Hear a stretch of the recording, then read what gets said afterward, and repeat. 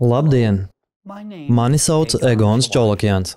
Mani uz šodienas paziņojumu pamudināja vairākas publikācijas Krievijas plašsaziņas līdzekļos, kā arī atsevišķu Krievijas ekspertu komentāri par manis sniegto informāciju par Sibīrijas magmas pavārdu. Sibīrijas magmas pavārds ir augšupejoša karstas magmas plūsma, kas paceļas no zemes kodola līdz zemes garozas robežai zem Sibīrijas. Saskaņā ar Alatra zinātniskajiem provizoriskajiem aprēķiniem, Sibīrijas magmas pavārda izmērs ir salīdzināms ar visu Austrālijas kontinentu. Un tieši šobrīd magma virzās augšup no dzīlēm uz virsu, kausējot Sibīrijas platformu. Tieši tāpēc pēdējās 10 gadēs Sibīrija sasils 2 līdz 3 reizes ātrāk nekā pārējā planēta un uzkarsē visu pasauli. Sibīrijas magmas pavārds var izraisīt katastrofālas sekas ne tikai Krievijai, bet visai pasaulei. Ja tas notiks, sprādziens no Sibīrijas pavārda būtu 1000 reižu spēcīgāks par Yellowstonas kalderas izvirdumu.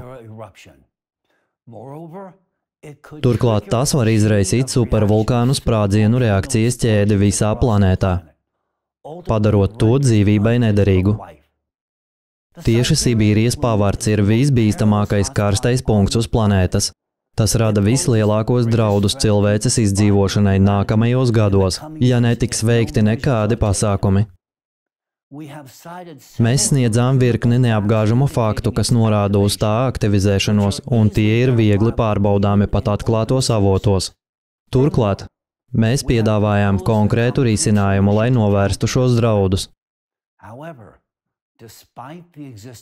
Tomēr, neskatoties uz faktiem, Krievijas zinātnieki spītīgi piever acis un noliedz šo draudu esamību. Tāpēc es tagad vēršos pie jums, Krievijas zinātnieki.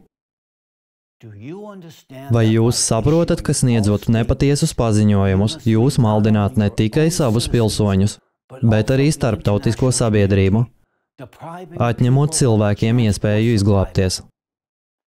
Ir briesmīgi apzināties, ka jūs, kas sevi saucat par zinātniekiem, nodarbojaties ar klaju dezinformāciju, nevis veicat objektīvu situācijas analīzi. Jūs apgalvojat, ka es kļūdos? Taču vēlos atgādināt, ka aiz šiem manis atskaņotajiem secinājumiem stāvu ne tikai es, aiz tiem stāv vesela zinātnieku komanda, kas šim jautājumam ir veltījuši vairākas 10 gadus sava darba.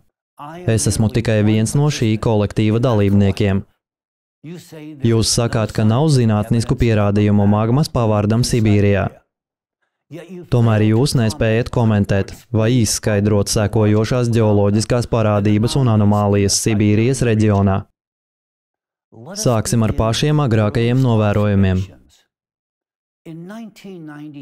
No 1997. līdz 1998. gadam vairākas neatkarīgas zinātniskās grupas, tostarp Krievijas kolektīvi no Maskavas valsts universitātes, Krievijas zinātņu akadēmijas un Zemes fizikas institūta, reģistrēja nepieredzētu Zemes iekšējā kodola nobīdi, ko papildināja planētas masas centra pārvietošanās.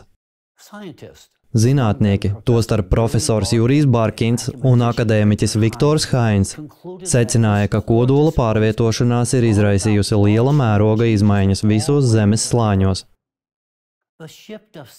Tāda masīva objekta kā Zemes iekšējā kodola nobīde bija vērsta uz Taimiras pussalu, proti Austrumsibīrijas ziemeļu daļu. Tajā pašā virzienā uz Taimiras pussalu 1995. gadā sākās anomāls ziemeļu magnētiskā pola dreifs, tā kustības ātrumam palielinoties vairākas reizes. 2013. gadā Līdzes universitātes pētnieki saistīja šo parādību ar šķidrās dzelzs plūsmas pātrināšanos Zemes ārējā kodolā. Saskaņā ar darbiem, ko 2009. gadā publicēja profesors Jurijs Barkins, Šie notikumi izraisīja asimetrisku siltuma izdalīšanos Sibīrijas virzienā caur konvektīvo samaisīšanos mantijā, kas izskaidro anomālo atmosfēras sasilšanu šajā reģionā. 10 gadus vēlāk Sibīrijas reģiona sasilšana visspilgtāk izpaudās dažādās anomālijās. Mūsdienu zinātniskie dati liecina par vēl nebijušu sasilšanas intensitāti Sibīrijā. Saskaņā ar ANO klimata pārmaiņu starpvaldību padomes IPCC datiem 2021. gadā Sibīrija sasala 3 reizes ātrāk nekā pārējā pasaule. Savukārt Sibīrijas Arktikā sasilšana notika 4 reizes ātrāk. Tajā pašā laikā, pamatojoties uz Pasaules meteoroloģijas organizācijas datiem, Krievijas teritorija sasils 2,5 reizes ātrāk nekā vidēji pārējā pasaule. Īpaši strauji temperatūras paaugstināšanās notiek ziemeļu polārajā zonā. 2020. gadā temperatūra reģionā par 5 grādiem Celsija pārsniedza vidējās vērtības no janvāra līdz jūnijam. Bet jūnijā tie bija līdz 10 grādiem Celsija virs normas. Turklāt vidējo temperatūru anomāliju kartēs par jaunāko ziemas periodu, proti no 2023. gada decembra līdz 2024. gada februārim, Gidanas un Taimiras pussalās, redzams pieaugums par 2 līdz 4,5 grādiem Celsija, salīdzinājumā ar normu.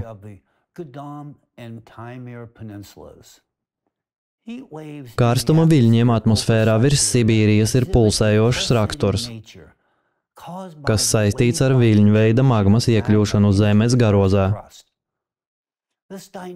Šī dinamika izraisa krāsas temperatūras svārstības, jo gaisa masas sajaucas un atbrīvo milzīgu daudzumu papildu siltumenerģijas reģionā.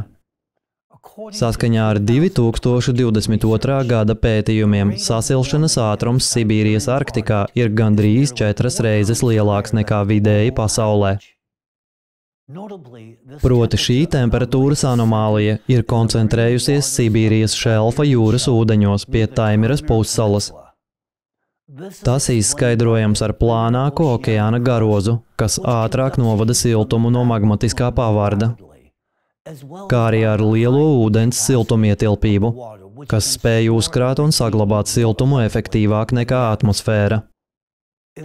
Tas ļauj okeānam uzkrāt siltumu no augšupējošā magmas slāņa, lai gan pats pavards atrodas zem kontinenta. Magmas pacelšanās sekas ir augsnes sasilšana, kas reģistrēta 3 metru dziļumā, pātrināta mūžīgā sasaluma kūšana no apakšas uz augšu, pēkšņa temperatūras paaugstināšanās naftas ieguves urbumos, ūdens vārīšanās ākās un savvaļas ugunsgrēki. Tostarp nebijuši degšanas gadījumi zem sniega segas, Taimiras, Jamalas un Gidanas pussalās.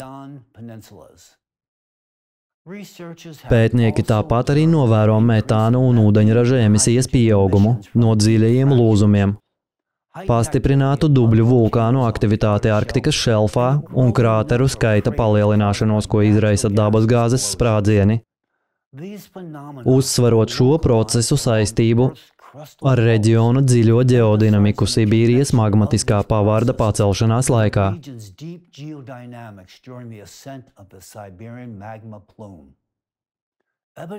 Pierādījumi, ka Austrumsibīrijas kratons un Rietumsibīrijas plātne ir pakļauti zemāk esošās magmas spiedienam, ir redzami malu efektos, proti seismiskās aktivitātes palielināšanās gar šo tektonisko struktūru robežām.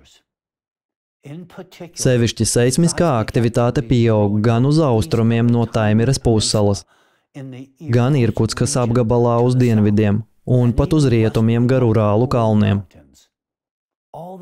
Visas šīs klimatiskās un ģeodinamiskās anomālijas turpinās pieaugt, un drīz vien to mērogu nebūs iespējams noslēpt.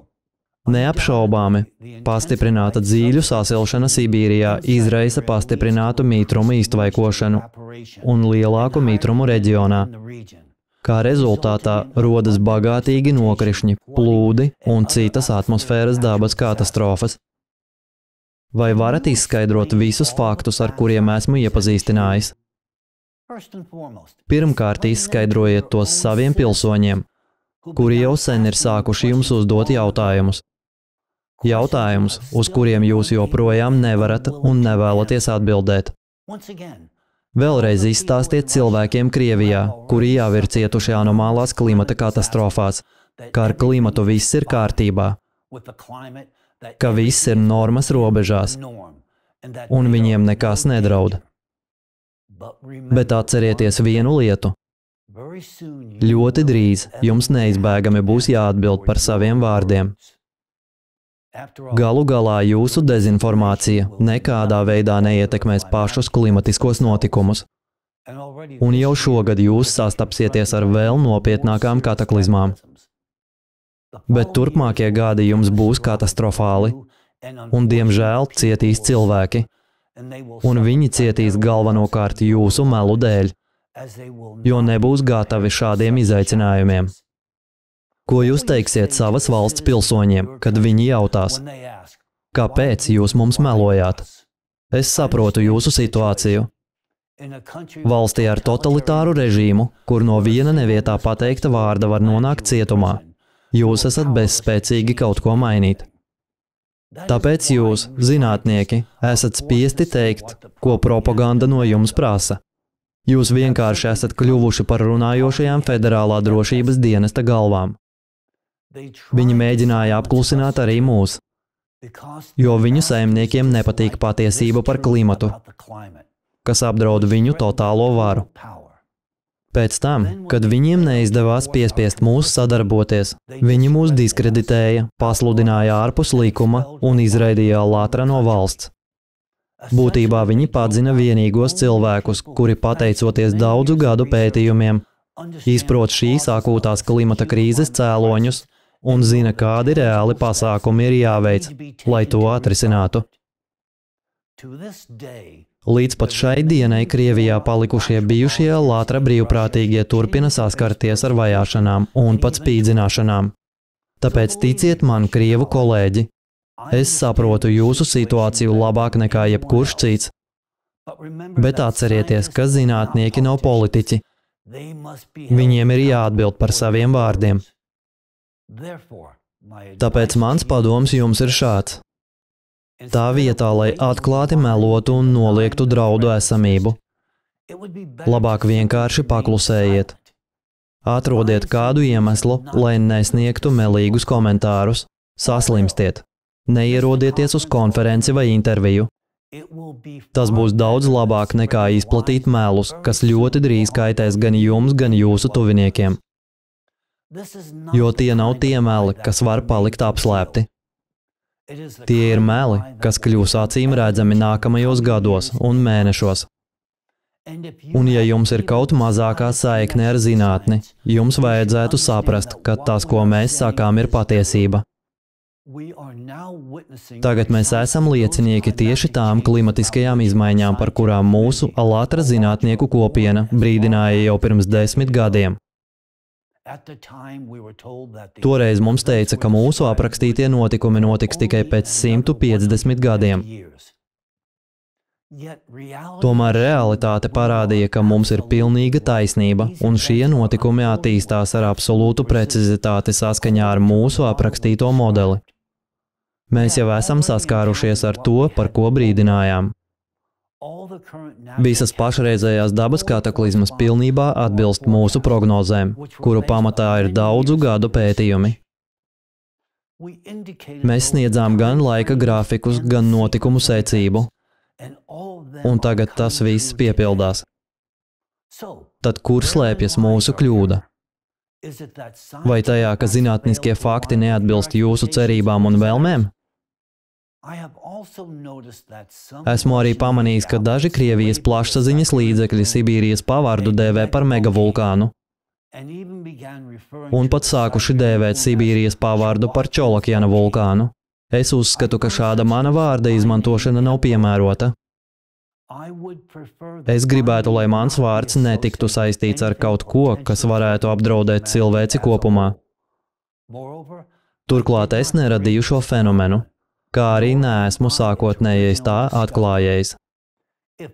Ja ar to būtu jāsaista kāda vārds, tad loģiski un taisnīgi tas būtu jāsauc par Daņilova vulkānu, jo tieši viņš pirms vairāk nekā 2 gadu desmitiem pirmo reizi identificēja un aprakstīja šo ģeoloģiskās mantijas struktūru zem Sibīrijas platformas, kā arī ierosināja veidus, kā minimizēt katastrofālās sekas pavardam izlaužoties virspusē.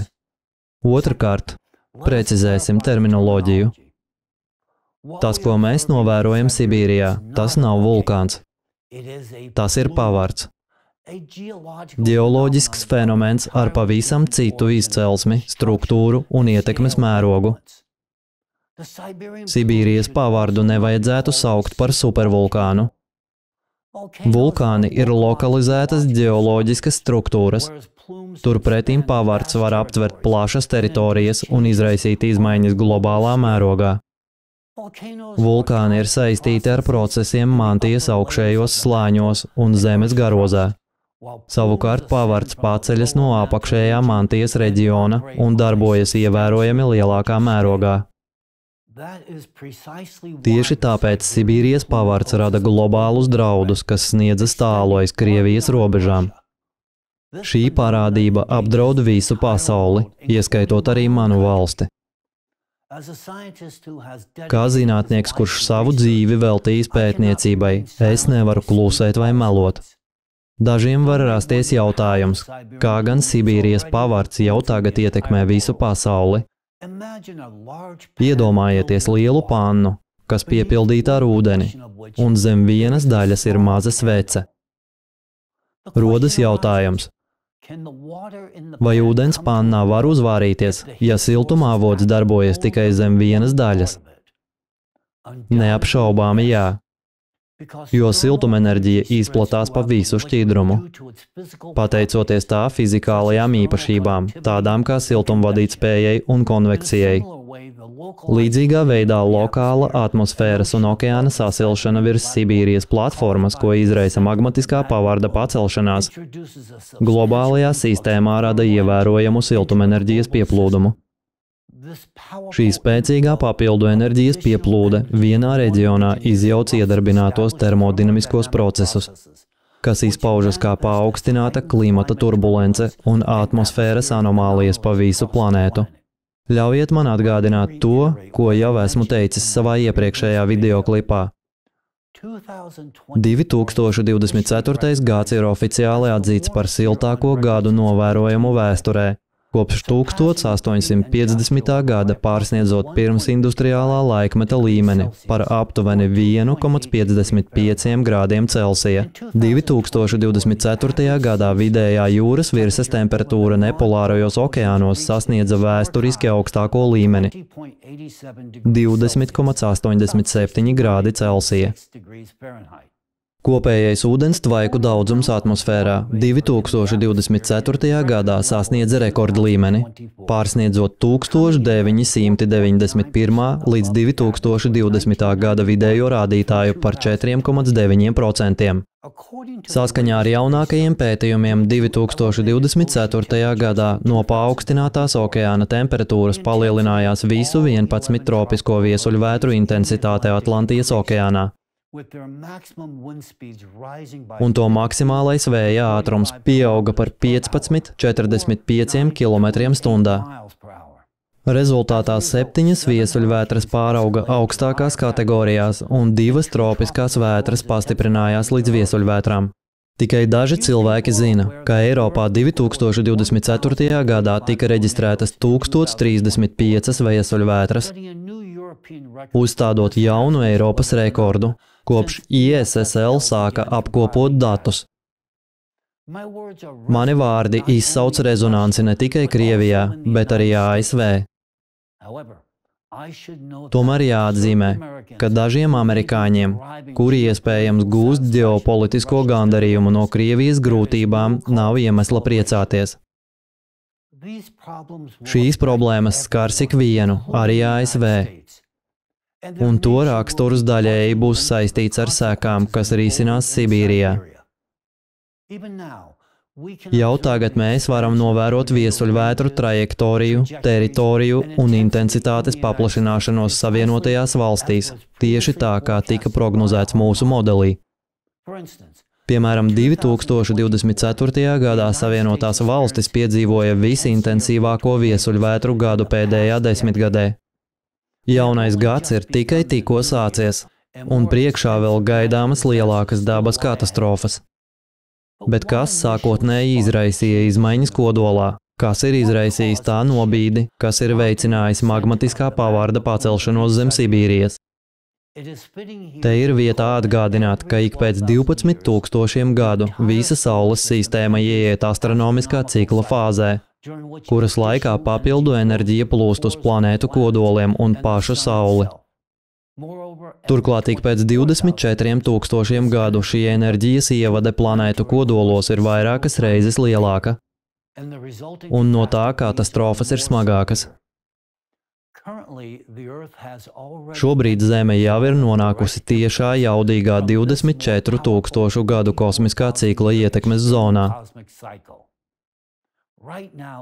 Šobrīd milzīgi enerģijas apjomi nonāk kodolā, nepārtraukti palielinās un pārvēršas siltumā, kas uzkarsē magmu. Šis process kausē mantiju, palielina magmas tilpumu un izraisa planētas paplašināšanos no iekšpuses. Spiediens uz Zemes garozu no iekšpuses pieaug. Tāpat kā siltums, kas izplūst no dzīlēm. Ar katru dienu enerģijas daudzums atmosfērā pieauga eksponenciāli. Šis pieaugums ir salīdzināms ar to, kā vienā dienā atmosfēra saņem tikpat daudz enerģijas kā vesela gada laikā, pirms 70 gadiem. Padomājiet, ko tas varētu nozīmēt nākotnē, jo īpaši ņemot vērā, ka šai tendencei netiek novērotas samazināšanās pazīmes. Atgādināšu arī, ka šo ciklu pasliktina antropogēnā darbība, proti okeāna piesārņojums ar mikro un nanoplastmasu, kas samazina okeāna siltumvadītspēju. Veicot ziņojumus COP16, The Conference of the Parties 16, es pastāstīju, ka tradicionāli okeāns ir kalpojis par planētas primāro siltuma regulātoru, efektīvi novirzot lieko siltumu prom no Zemes dzīlēm. Taču antropogēnā ietekme ir būtiski izjaukusi šo dabisko mehānismu. Plastmasas atkritumi un naftas produkti okeāna ūdeņos ir radikāli mainījuši jūras vides termiskās īpašības. Tā rezultātā okeāns nevis pilda savu dabisko siltuma izkliedes funkciju, bet ir pārvērties par sava veida siltuma akumulātoru.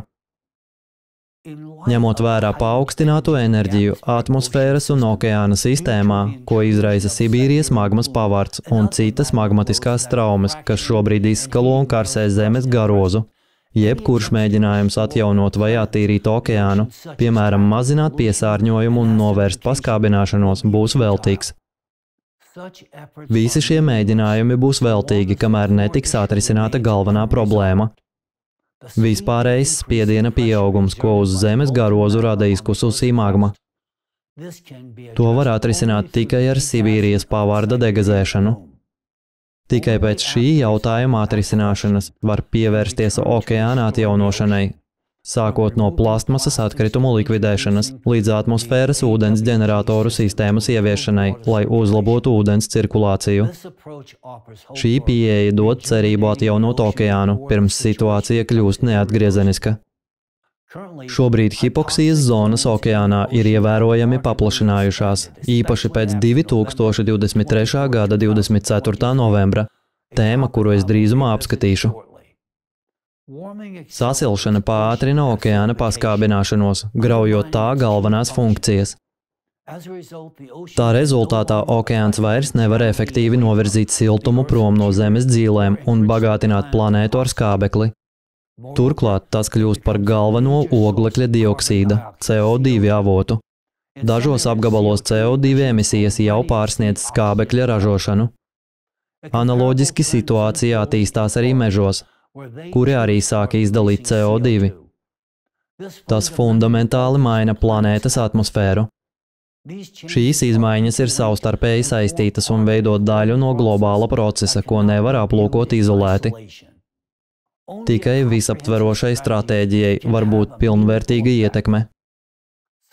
Šīs ekosistēmu izmaiņas var pārvērst okeānu no CO2 absorbētāja par CO2 avotu. Tas ir katastrofāls scenārijs, kas radīs neatgriezeniskas sekas visai dzīvībai uz Zemes. Ja okeāns un meži tā vietā, lai pildītu savas ierastās funkcijas, sāk sāsināt krīzi, mēs saskaramies ar klimatisko krīzi, kas pātrinās un prasa steidzamus risinājumus.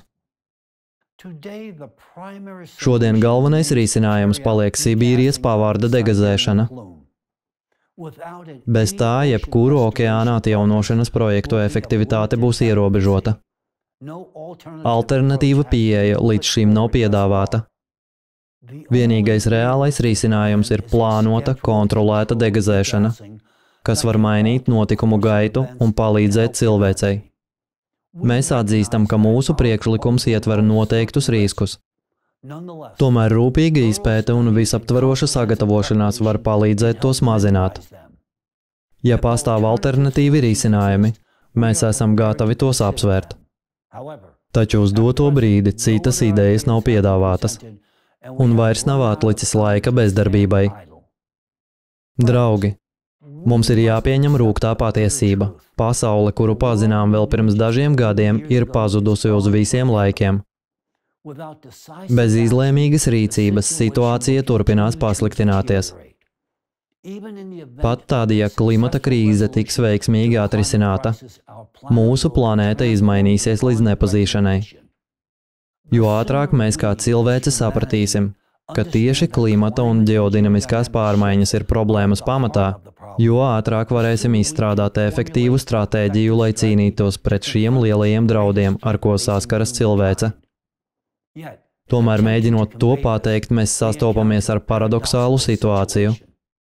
Vēršoties pie dažādām institūcijām un lēmumu pieņēmējiem, sastopamies ar satriecošu izpratnes trūkumu, it kā mēs runātu ar citas planētas iedzīvotājiem.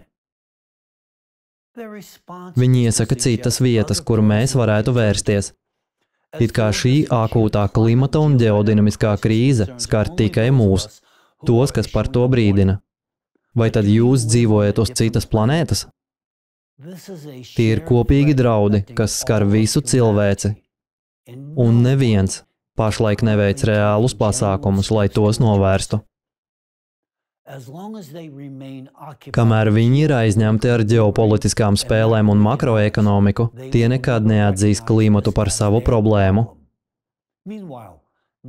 Bet dabai, kura strauji mainās, nav nekādas daļas gar ģeopolitiku vai ekonomiku. Kamēr mēs neatzīsim, ka mūsu planēta ir nāvējoši slima un tai steidzami nepieciešama cilvēku iejaukšanās, gluži kā pacientam, kuram vajadzīgs ārsts, mums nav nekādu cerību. Jūs redzat visu, kas notiek, un tālāk būs tikai sliktāk. Ir pagājis karu un nesaprašanās laikmets. Tagad ir vajadzīga apvienošanās tieši šīs problēmas risināšanā. Pretējā gadījumā nākamais Amerikas Savienoto Valstu prezidents būs spiests risināt cilvēces ārkārtas evakuāciju no planētas, kas ir acīm redzami neiespējama tik īsā laikā, vai mēģināt pārlaist planetāro kataklizmu periodu kosmosā, kas ir utopiski. Ņemot vērā, ka satricinājumi notiek visā Saules sistēmā un gaidīt vajadzēs 1000 gadu, ja ne ilgāk. Tāpēc mums ir tikai divas iespējas. Vai nu risināt problēmu šeit un tagad, kas joprojām ir iespējams, vai arī meklēt cilvēcei jaunas mājas. Pēdējais variants ir acīm redzami neiespējams. Labi. Man ir vēl viens jautājums krievu zinātniekiem, kuri noliedz magmatisko draudu esamību. Ja jūs uzskatāt sevi par zinātniekiem, tad atbildiet. Vai jūs zināt, ka 2023. gada 24. novembrī notika planetāra mēroga notikums? Cilvēce atradās uz globālas katastrofas sliekšņa. Magma ievērojami pavirzījās Marianas dziļvagas apgabalā, izraisot vairākus seismiskus spietus plānajā okeāna garozā. Šis process neatgriezeniski izmainīja pasaules okeāna stāvokli. Viena gada laikā okeāns zaudēja vairāk savu ekosistēmu funkciju nekā visos iepriekšējos gados kopā. Parādījās jaunas mirušās zonas, pastiprinājās okeāna paskābināšanās, un okeāns, mūsu galvenais klimata regulators, dažos apgabalos skābekļa vietā ir sācis izdalīt oglekļa dioksīdu. Šī notikuma sēkas uz visiem laikiem izmainīja atmosfēru un klimatu. Ja Marianas dziļvagas rajonā atkal notiks līdzīga magmas pavirzīšanās, mums būs maksimums 6 mēneši, lai atrastu jaunu planētu, uz kuras dzīvot. Vai zinājāt par to, kas notika Marianas dziļvagā? Ja zinājāt, kāpēc klusējāt? Bet ja jūs nezinājāt, kā jūs varat saukt sevi par zinātniekiem? Cik daudzi eksperti to atklāti atzina? Cik daudzi saprata tā sekas? Tieši šis notikums, kas notika 2023. gada 24. novembrī, izraisīja temperatūras anomālijas no 2023. gada decembra līdz 2024. gada februārim Gidānas un Taimiras pussalu reģionā, par ko es teicu iepriekš. Šim notikumam bija katastrofāla ietekme uz okeāniem, atmosfēru un globālo klimatu kopumā. 2023. gads kļuva par pagrieziena punktu, ko iezīmēja nepieredzēti daudz klimata rekordu, kas pārsniedz visus zināmos zinātniskos parametrus. Mēs esam liecinieki arvien vairāk notikumiem, kas pārsniedz mūsu izpratnes robežas. 2023. gada 24. novembra notikumi izraisīja anomālu fenomenu kaskādi visā 2024. gada garumā, un nav garantijas, ka līdzīga situācija neatkārtosies.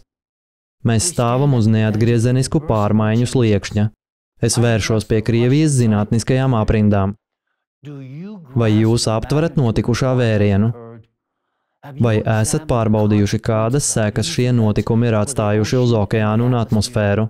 Ja jūs sevi saucat par zinātniekiem, kāpēc ignorējat šos kritiskos faktus?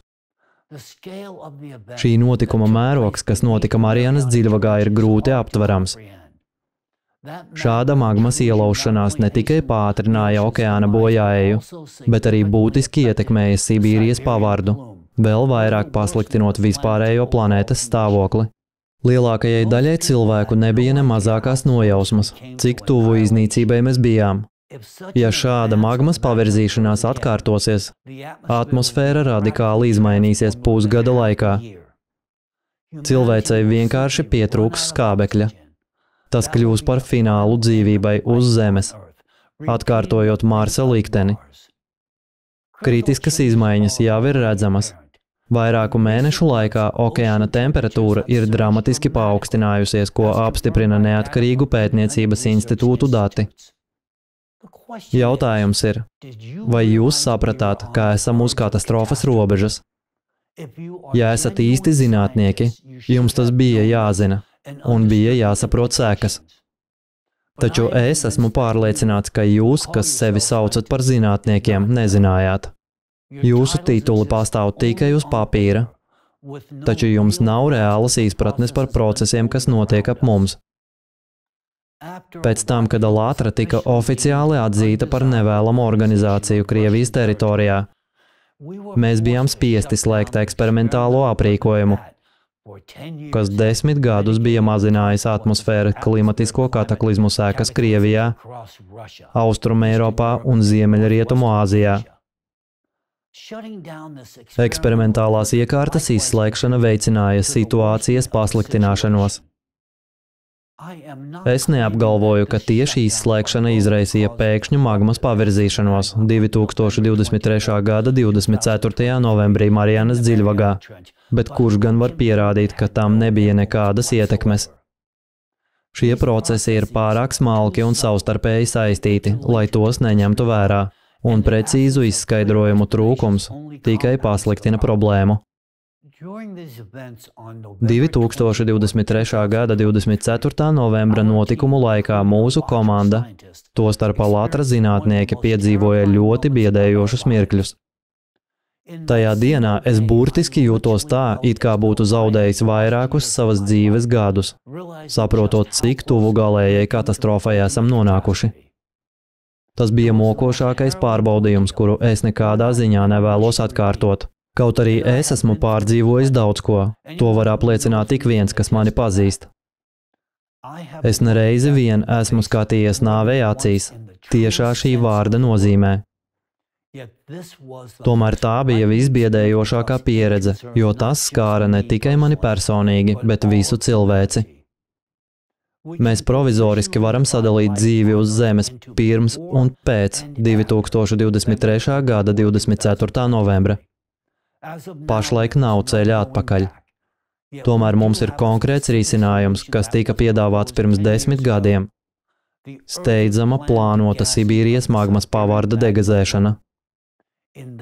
Jo šajā gadījumā spiediens samazināsies visā magmatiskajā sistēmā, ne tikai Sibīrijā. Tomēr daži tā sauktie zinātnieki joprojām uzdrošinās apgalvot, ka nav piedāvāts risinājums.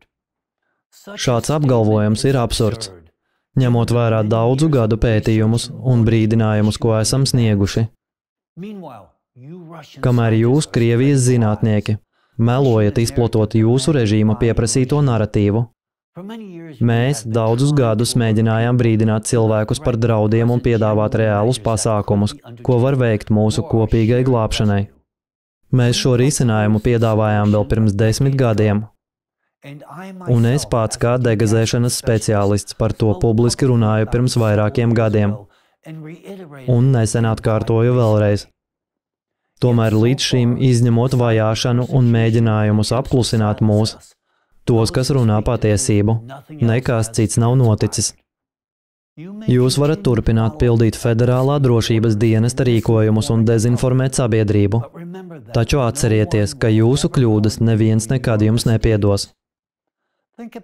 Padomājiet par to, ka pavēle, kuru pildāt, nav izdevīga ne jums, ne Krievijas iedzīvotājiem, ne globālajai sabiedrībai.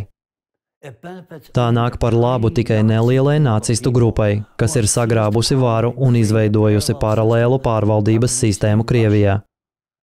Šīm personām ir lielāka autoritāte nekā jūsu likumīgi ievēlētajai valdībai, kas faktiski jau ir zaudējusi kontroli nacistu aģentu klātbūtnes dēļ jūsu valstī. Izpildot viņu pavēles, jūs, zinātnieki, paši kļūstat par nacistu propagandistiem. Un kad pienāks brīdis, kad jums būs jāatskaitās par savu rīcību, mēs kā cilvēce nevēlēsimies dzirdēt jūs sakām: es tikai izpildīju pavēles. Tie bija tādi laiki, vai es darīju visu, ko varēju savā vietā. Mēs redzam, ko jūs darāt. Jūs izpildāt kriminālas direktīvas, maldinat ne tikai krievus, bet visu pasauli un grūžat cilvēci bezdibenī, nepildot savus zinātnieku pienākumus. Sakiet, vai jūsu sirdsapziņa jums vēl ļauj naktīs gulēt? Vai jums vispār vēl ir sirdsapziņa? Tagad es vēršos tieši pie Krievijas pilsoņiem. Es zinu, ka jūs nododat viens otram manus vārdus, neskatoties uz dzelzs priekškaru, ar kuru esat norobežoti. Jūsu valstī neviens neuzdrošināsies šādu patiesību atklāti pateikt. Tāpēc, atrodoties drošībā, man ir lietas jāsauc īstajos vārdos. Krievi, atveriet acis un paskatieties, kas notiek ar klimatu, un atzīstiet, ka jums visu laiku melo. Jūs paši redzat, ka situācija pasliktinās, un tā tikai pasliktināsies, ja netiks pieņemti kardināli lēmumi. Pagaidām mums joprojām ir iespēja atrisināt šo problēmu, ar nosacījumu, ka dažiem indivīdiem ir politiskā griba. Padomājiet par to. Jūsu dzīvības, jūsu bērnu un miljardiem citu cilvēku dzīvības ir atkarīgas no dažu cilvēku lēmumiem. Pajautājiet sev kā vecāki, Vai jūs varat kaut ko darīt, lai pasargātu savus bērnus no draudiem, par kuriem mēs brīdinājām vēl pirms 10 gadiem? Es īpaši vēlos uzrunāt Krievijas sievietes. Jūsu valsts, kas savulaik cieta vislielākos zaudējumus cīņā pret nacismu, tagad kļūst par šīs ideoloģijas cietoksni. Nacistiskā propaganda ir tik tālu sagrozījusi jūsu realitāti, ka jūs lepni sūtāt nāvē savus vīrus un dēlus. Ar ko jūs lepojaties? Ar nacistiem, kuri ir atņēmuši jums pamattiesības un tagad upurē jūsu tuvinieku dzīvības? Pašlaik vēršoties pie jums, es izrādu vairāk rūpju par jums un jūsu bērniem nekā jūsu pašu valdība un prezidents, kuri ir pilnīgi šo nacistu varā. Tas, kas notiek ar Sibīrijas magmas pavardu, nav nekāda naidīgu spēku safabricēta spēcoperācija pret Krieviju, kā viņi gribētu likt jums noticēt. Tikai tie, kas ir slimi vai varas apmāti, var apgalvot, ka informācija par Sibīrijas pavardu ir meli, kas paredzēti, lai sagrābtu Krievijas resursus. Saprotiet, runa nav par jūsu dabas bagātībām. Runa ir par visas cilvēces izdzīvošanu. Un jūs, Krievijas iedzīvotāji, stāvat šo draudu priekšgalā. Jūs būsiet pirmie upuri, kas aizies bojā dažu minūšu un stundu laikā, bez iespējas izglābties. Ja nevēlaties Pompeju likteni, ieklausieties saprāta un zinātnes balsī. Šobrīd vēl daudzi šaubās par maniem vārdiem, bet jūs redzēsiet paši. Šīs gads jūs pārliecinās, ka runāju patiesību, bet turpmākie gadi atbrīvos no skepses ikvienu pilsoni. Jautājums tikai, vai šī izpratne neatnāks par vēlu, kad vairs neko nevarēs mainīt. Varbūt es klusētu, ja krīzes kartu tikai jūsu valsti, jo tā ir jūsu izvēle. Bet tas, kas notiek tagad, apdraud visu pasauli, ieskaitot manu mīļo Ameriku, ko esmu aizstāvējis visu savu mūžu. Es brīdinu jūs par gandrīz neizbēgamu katastrofu, ja netiks veikti steidzami pasākumi. Sibīrijas pavarda degazēšana var pagarināt cilvēces mūžu vēl par 250 miljoniem gadu, ja mēs to izvēlēsimies. Ja to neizvēlēsimies, notikumi turpinās attīstīties pašplūsmā. Pagaidām mums vēl ir iespēja visu mainīt, taču iespēju loks strauji aizveras. Atļaušos uzdot vienu jautājumu, kurā atbildi vēlos dzirdēt ne tikai no Krievijas pilsoņiem, bet no visiem pasaules pilsoņiem. Kas var būt vērtīgāks par tavu dzīvību? Ja izzudīs tava dzīvība un tavu tuvinieku dzīvības, tad kas vērtīgs tev paliks šajā pasaulē? Vienkārši padomājiet par to.